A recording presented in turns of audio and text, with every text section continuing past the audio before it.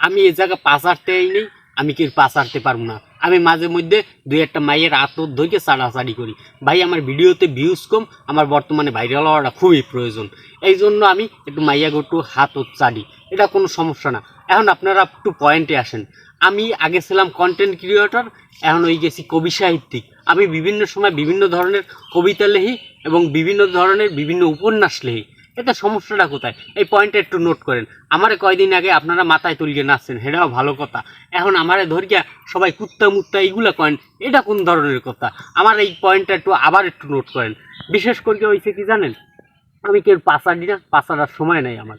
আমি চাটলে মাইয়াগো আদত চাটবো, নতুন করে আবার ভাইরাল হমু, এরকম আপনারা আবার রোস্ট করবেন, আমার ইনকাম হবে, এটাও কোনো কথা না। কথা হয়েছে একটা, আমি একজন সাহিত্যিক, একজন কবি।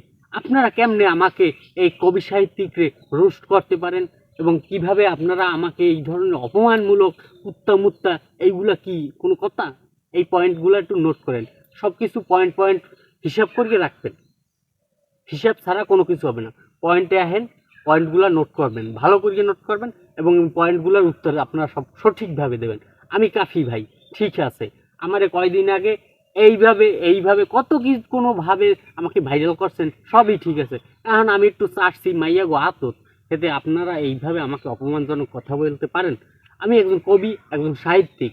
আমি হাতত ধরিয়া একটু কসলা কুসলি করি, এটা কবি সাহিত্যিকের ভিতরে একটু থাকে ভাই। আমি একটা বিশাল ধরনের একটা ছ্যাঁকা খাইছি, এটাও কোনো কথা না। আমি হেয়ার পর একটু আতপ চালু, এটাই হচ্ছে কথা।